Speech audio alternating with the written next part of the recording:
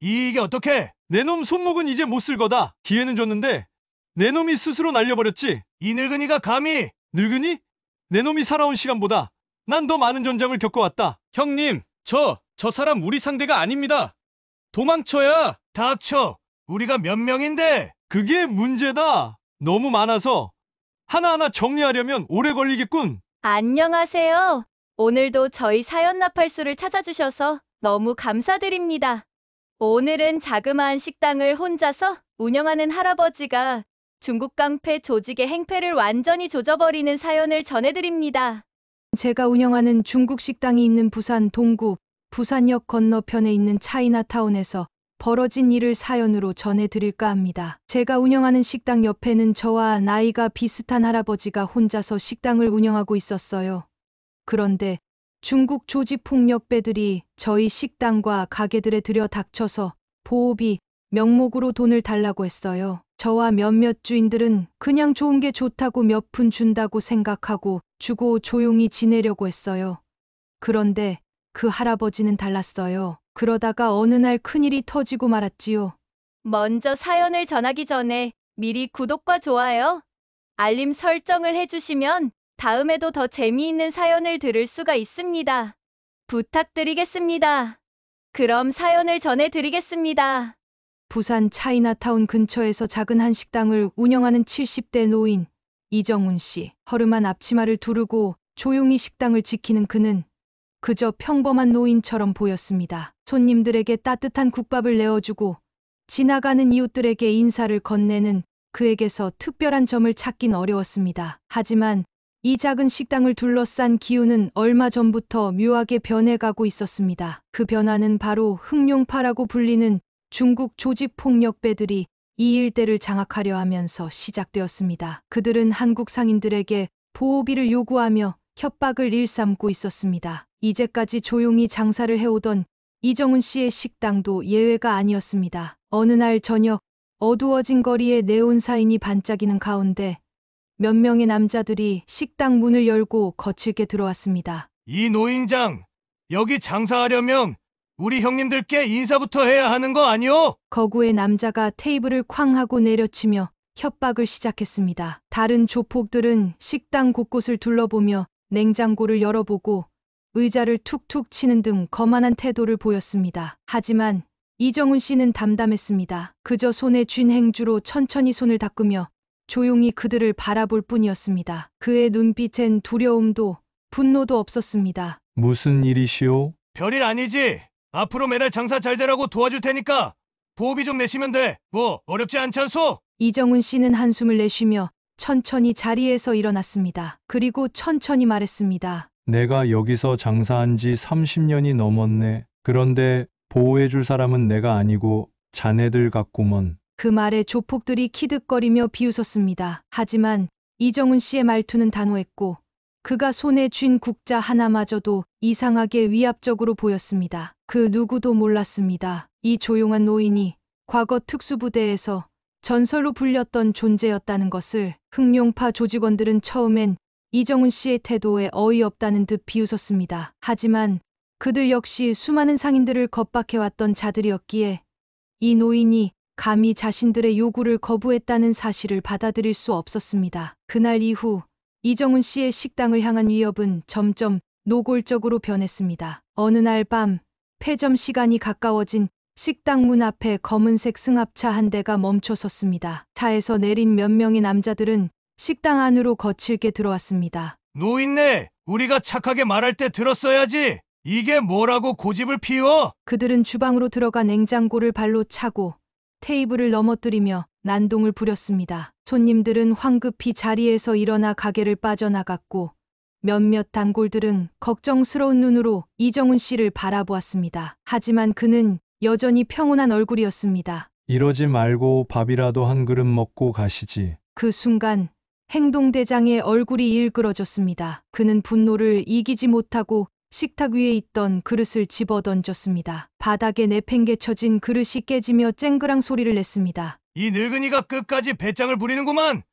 아주 좋소. 오늘 밤 우리가 제대로 교육시켜드리지. 그는 손짓을 했고 조직원 한 명이 식당 벽에 걸려있던 가족 사진을 떼어 바닥에 내던졌습니다. 흑백 사진 속에서 이정훈 씨와 아내, 그리고 어린 시절의 아들이 환하게 웃고 있었습니다. 그 순간 이정훈 씨의 표정이 달라졌습니다. 그의 손이 천천히 국밥을 휘젓던 국자에서 떠났습니다. 대신 그는 조용히 앞치마를 풀어 내려놓았습니다. 식당 안의 분위기가 바뀌었습니다. 마치 거친 파도가 몰아치기 직전 숨죽인 바다처럼. 그리고 너희들 정말 한계를 모르는구나. 그의 목소리는 낮았지만 강렬한 기운이 스며 있었습니다. 하지만 흑룡파 조직원들은 그 변화를 눈치채지 못했습니다. 그것이 그들의 마지막 실수였습니다. 조폭들은 여전히 비웃으며 식당을 난장판으로 만들고 있었습니다. 그러나 그들은 몰랐습니다. 자신들이 건드린 노인이 누구인지, 그리고 어떤 일이 벌어질지. 이정훈 씨는 천천히 앞치마를 벗어 의자 위에 접어두었습니다. 그리고 허리를 곧게 펴고 손가락을 한번 쫙 펼쳐 보였습니다. 그 작은 동작 하나만으로도 그의 몸에서 흐르는 기운이 달라졌습니다. 조폭들은 눈치채지 못했지만 가게 안에 한 단골 손님 60대 중반의 남성이 자리에서 벌떡 일어나며 속삭였습니다. 설마 이정훈 선배님. 하지만 조폭들은 여전히 상황을 가볍게 보고 있었습니다. 갑자기 늙은이가 기지개라도 펴려는 거야? 그래, 어디 한번 덤벼봐. 순간 이정훈 씨가 미동도 없이 그대로 서 있더니 전광석화처럼 움직였습니다. 주방에 있던 나무 국자가 번개처럼 날아가 한 조폭의 손목을 내리쳤습니다. 비명과 함께 쇠파이프를 쥐고 있던 조폭의 손에서 무기가 떨어졌습니다. 그제야 다른 조폭들이 분위기가 심상치 않다는 걸 감지하고 덤벼들었지만 이미 늦었습니다. 이정훈 씨는 발을 한번 굴렀을 뿐이었는데 바닥을 박차고 튀어올라 단숨에 상대의 목덜미를 움켜쥐었습니다. 그리곤 그대로 쾅! 거구의 조폭이 식탁 위로 내동댕이 쳐졌습니다. 나무 테이블이 부서지는 소리가 요란하게 울렸습니다. 조직원들이 허둥지둥하며 손에 든 무기를 휘두르려 했지만 이정훈 씨의 동작은 전혀 달랐습니다. 과거 특수부대의 전설, 유령 같은 살수라 불렸던 남자, 그가 단순한 노인이 아니라는 사실이 이제야 모두의 눈앞에 드러나고 있었습니다. 겁도 없이 어디서 이딴 허접한 싸움 기술을 들고 설치는 거냐. 이정훈 씨는 순식간에 2명의 팔을 꺾고 1명의 다리를 걸어 바닥으로 내리꽂았습니다. 남아있던 조폭들의 얼굴이 창백해졌습니다. 이건 사람이 할 수 있는 움직임이 아니야. 하지만 행동대장은 분이 풀리지 않았는지 주머니에서 접이식 칼을 꺼내 들었습니다. 이 늙은이가 진짜 장난치는 줄 아나?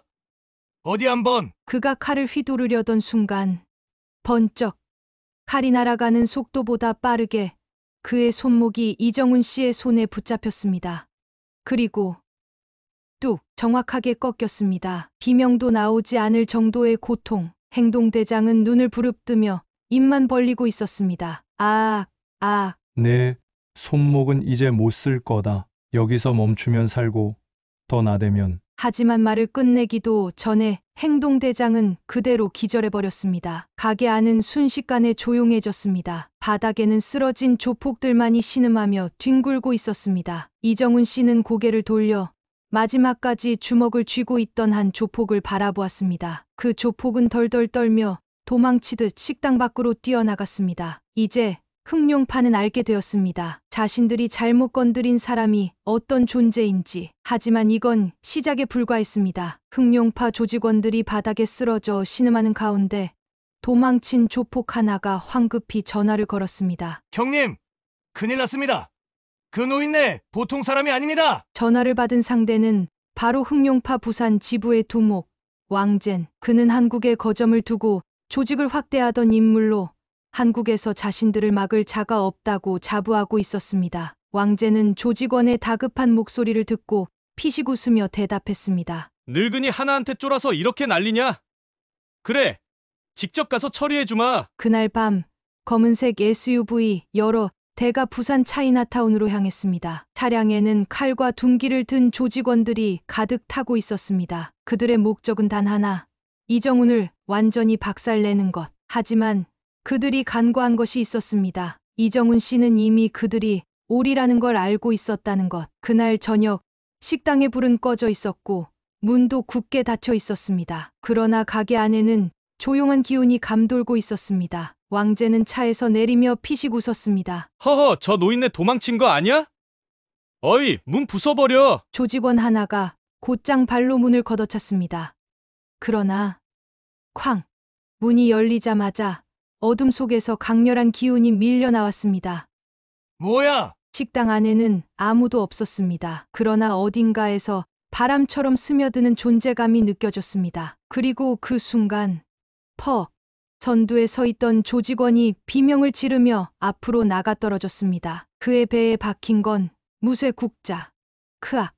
혼란스러워하는 조직원들 사이에서 한 사람이 조용히 모습을 드러냈습니다. 그는 손에 식당 주방에서 쓰던 칼과 조리 도구를 들고 있었습니다. 하지만 그것은 단순한 요리 도구가 아니었습니다. 그것은 그의 무기였습니다. 그가 한 발 앞으로 내딛자 흑룡파 조직원들이 한 걸음씩 뒤로 물러섰습니다. 내 놈들이 이곳을 더럽힌 대가를 치를 때가 왔다. 조직원들은 비웃으려 했지만 그의 눈빛을 본 순간 말을 잃었습니다. 그리고 전설적인 반격이 시작되었습니다. 잡아!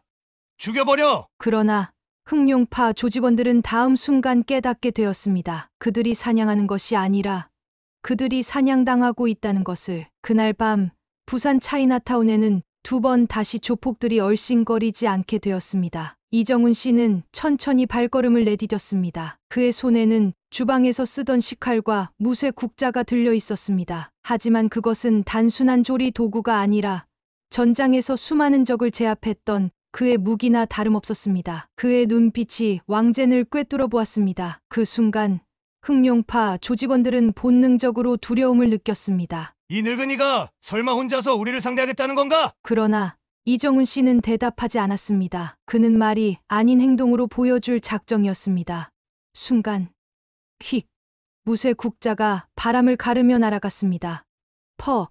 조직원 하나의 손목이 정확하게 가격되었습니다. 손에 쥐고 있던 쇠 파이프가 바닥으로 떨어졌고 조직원은 비명을 지르며 주저앉았습니다. 으악!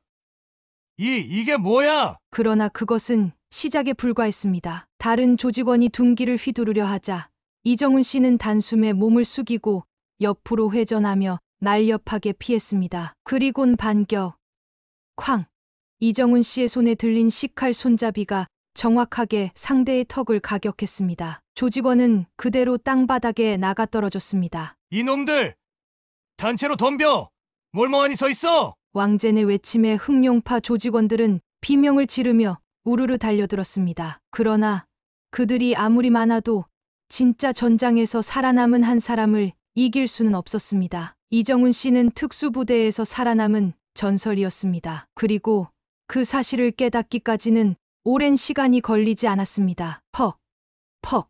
퍽! 조직원들이 하나둘 바닥에 쓰러졌습니다. 팔이 꺾이고 다리가 부러지고 얼굴이 바닥에 처박혔습니다. 식당 앞에 주차된 차량이 덜컥덜컥 흔들릴 정도로 처절한 싸움이 벌어졌습니다. 그러나 그 싸움에서 소리를 내지 않는 사람은 오직 한 명, 이정훈. 그는 오로지 침착하게 그러나 거침없이 움직였습니다. 그의 동작은 빠르고 정밀하고 치명적이었습니다. 이게 대체 뭐야? 왕제는 눈앞의 광경을 믿을 수 없었습니다. 단 한 명의 노인이 조직원 10명을 단숨에 제압하고 있었습니다. 이제 남은 건 오직 왕젠 자신뿐. 그는 필사적으로 허리춤에서 총을 꺼냈습니다. 죽어! 이 늙은이! 그러나 번쩍 왕젠의 손이 움직이기도 전에 무언가가 그의 손목을 정확하게 내리쳤습니다. 탕! 총이 땅바닥으로 떨어졌습니다. 왕젠은 경악하며 손목을 움켜쥐었습니다. 그의 눈앞에는 이정훈 씨가 있었습니다. 조용히 그러나 압도적인 존재감으로 그를 내려다보고 있었습니다. 내 놈 같은 놈들이 이 나라를 더럽히는 꼴 이제 더는 못 보겠다. 왕제는 공포에 질려 뒷걸음질 쳤습니다. 그러나 이미 도망칠 길은 없었습니다. 그 순간 경찰차 사이렌 소리가 울려 퍼졌습니다. 멀리서 사이렌이 점점 가까워지더니 곧이어 경찰들이 도착했습니다. 흑룡파 조직원들 전원 체포해. 왕젠도 잡아. 왕젠은 덜덜 떨며 이정훈 씨를 쳐다보았습니다. 그의 눈앞에는 더 이상 노인이 아니라 전장의 전설이 서 있었습니다. 그렇게 흑룡파는 완전히 몰락했습니다. 부산 차이나타운에서 다시는 그들의 흔적을 찾아볼 수 없었습니다. 그리고 이정훈 씨는 다시 평범한 식당 주인으로 돌아갔습니다. 그러나 그를 아는 사람들은 결코 잊지 않았습니다. 그가 누구였는지를. 흑룡파가 무너진 후 부산 차이나타운은 다시 조용해졌습니다. 불법적으로 장사를 방해하던 조직원들은 모두 체포되었고 그들의 두목 왕젠 역시 한국 경찰에 넘겨졌습니다. 그 사건 이후 차이나타운의 상인들은 하나둘씩 다시 가게를 열었고 예전처럼 평온한 분위기가 돌아왔습니다. 그리고 그 변화의 중심에는 이정훈 씨가 있었습니다. 그날 밤의 일이 소문처럼 퍼져나가면서 상인들은 그를 차이나타운의 수호자라고 불렀습니다. 그러나 그는 언제나처럼 담담하게 반응할 뿐이었습니다. 이 사장님, 우리 모두가 진짜 감사하게 생각합니다. 덕분에 이 동네가 다시 안전해졌어요. 맞아요. 경찰도 해결 못한 걸 어떻게 혼자서. 그러나 이정훈 씨는 조용히 손을 흔들며 말했습니다. 난 그저 내 가게를 지킨 것뿐이오. 그리고 다들 각자의 삶을 살아가야지. 그의 태도는 변함없었습니다. 다만 그날 이후 그의 식당을 찾는 손님들은 많아졌습니다. 사람들은 그의 국밥을 먹으며 그가 과거에 어떤 사람이었는지 궁금해했지만 정작 그는 자신의 이야기를 하지 않았습니다. 그에게 있어 중요한 것은 과거가 아니라 지금의 삶이었기 때문이었습니다. 몇 주 후 식당 문을 열고 한 사람이 들어왔습니다. 30대 초반의 젊은 경찰이었습니다. 그는 주방에서 일을 하고 있던 이정훈 씨를 바라보다가 조심스럽게 다가가 인사를 했습니다. 선배님 오랜만입니다. 그는 과거 특수부대 출신 경찰이었고 신입 시절 이정훈 씨의 이야기를 들으며 존경했던 사람이었습니다. 하지만 이정훈 씨는 여전히 조용한 표정으로 고개를 끄덕일 뿐이었습니다. 밥이나 먹고 가라. 젊은 경찰은 미소를 지으며 자리에 앉았습니다. 그리고 그는 식탁 위에 국밥 한 그릇을 내려놓은 이정훈 씨를 바라보며 조용히 말했습니다. 선배님, 그날 밤일이 경찰 내부에서도 화제가 됐습니다. 다들 그분이 다시 움직였다고 믿기지가 않는다고 하더군요. 그러나 이정훈 씨는 국밥을 한 숟가락 떠먹으며 무심하게 대답했습니다. 대사 그럴 만한 일도 아니야. 늙은이가 조금 움직였을 뿐이지. 그 말에 젊은 경찰은 피식 웃었습니다. 그러나 그는 알고 있었습니다. 그날 밤 부산 차이나타운에서 벌어진 일은 절대 사소한 일이 아니었음을. 그는 마지막으로 국밥 한 숟가락을 떠먹으며 작게 중얼거렸습니다. 그래도 저는 오래도록 기억할 겁니다. 전설은 쉽게 사라지지 않으니까요. 그날 이후 부산의 차이나타운은 평화로운 일상을 되찾았습니다. 이정훈 씨의 식당도 예전처럼 조용히 운영되었고 그 역시 다시 평범한 노인의 모습으로 돌아갔습니다. 그러나 그를 아는 사람들은 결코 잊지 않았습니다. 그가 누구였는지, 그리고 그가 한 일을. 그렇게 부산의 밤을 지킨 한 노인의 전설은 여전히 사람들 사이에서 속삭여지고 있었습니다. 부산 차이나타운은 다시 평화를 되찾았습니다. 하지만 그곳을 지키던 한 노인의 전설은 여전히 사람들 사이에서 회자되었습니다. 그날 밤 흑룡파가 완전히 무너진 이후 경찰은 철저한 수사를 진행했고 부산 내에서 활동하던 다른 불법 조직들도 조용히 사라졌습니다. 그리고 그 중심에는 이정훈 씨가 있었습니다. 그러나 그는 늘 그렇듯 아무 일도 없었다는 듯이 평온한 모습으로 식당을 운영하고 있었습니다. 그의 삶은 변하지 않았습니다. 매일같이 국밥을 끓이고 손님들을 맞이하고 조용히 하루를 마무리하는 것. 그에게는 그것이 가장 중요한 일이었습니다. 어느 추운 겨울 밤이었습니다. 식당 문이 조용히 열리고 한 사람이 들어왔습니다. 그는 무척 낯익은 얼굴이었습니다. 과거 부산을 장악하려 했던 흑룡파의 두목이었습니다. 그는 몇 년의 징역을 살고 출소한 후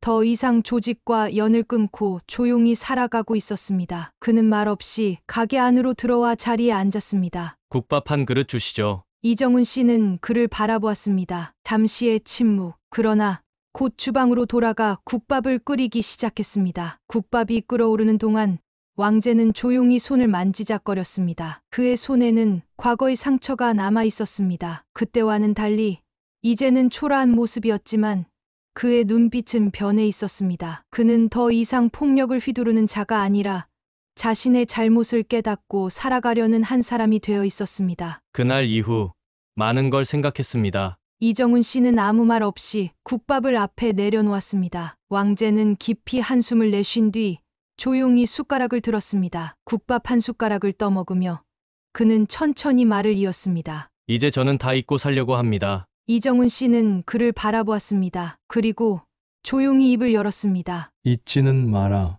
한국의 모든 남자들은 3년 동안 군대에서 사람 죽이는 것만 배우고 나와 비록 할아버지라고 하더라고 너희 같은 인간들을 힘으로 상대하는 것은 식은 죽 먹는 것보다 쉬워. 단지 조용히 살려고 노력할 뿐이야. 하지만 화를 내게 만들면 또 지금 같은 꼴을 당하게 될 거야. 왕제는 움찔하며 고개를 들었습니다. 이정훈 씨는 그의 눈을 바라보며 말했습니다. 내가 살아온 길, 그 길에서 누구를 짓밟고 누구에게 상처를 줬는지 그걸 잊으면 다시 그 길로 돌아가게 되겠지. 너가 한국에서 착하게만 살아간다면 누구든지 환영하겠지만 그렇지 못하겠다면 당장 너의 나라로 돌아가라. 왕제는 아무 말 없이 숟가락을 내려놓았습니다. 그리고 깊이 고개를 숙였습니다. 그 순간 그에게서 더 이상 조폭 두목의 기운은 느껴지지 않았습니다. 그는 그저 자신의 과거를 반성하는 한 사람일 뿐이었습니다. 왕젠이 떠난 후 이정훈 씨는 조용히 가게 문을 닫았습니다. 그는 하늘을 바라보았습니다. 그날 밤의 부산 하늘은 유난히 맑았습니다. 그는 조용히 담배를 한 개비 꺼내 물었습니다. 불을 붙이며 혼잣말처럼 중얼거렸습니다. 나라 지키는 것도 동네 지키는 것도 결국 똑같은 일이지. 그의 목소리는 낮았지만 묵직한 힘이 실려 있었습니다. 그리고 그는 담배 연기를 한 모금 내뱉었습니다. 그 순간 밤바람이 살짝 불어와 연기를 멀리 흩어놓았습니다. 그렇게 그는 다시 일상으로 돌아갔습니다. 다음 날도 그 다음 날도 그는 여전히 국밥을 끓이며 손님들을 맞이하며 조용히 살아갈 것입니다. 그러나 그를 아는 사람들은 결코 잊지 못할 것입니다. 그가 누구였는지, 그리고 그가 남긴 전설을. 그렇게 부산의 밤을 지킨 한 노인의 이야기는 영원히 사람들의 기억 속에 남게 되었습니다. 오늘의 사연을 재미있게 들으셨나요? 재미있으셨다면 구독과 알림, 좋아요 꼭 부탁드릴게요. 다음에는 더욱 더 재미있는 사연으로 찾아올 테니 조금만 기다려 주세요. 감사합니다.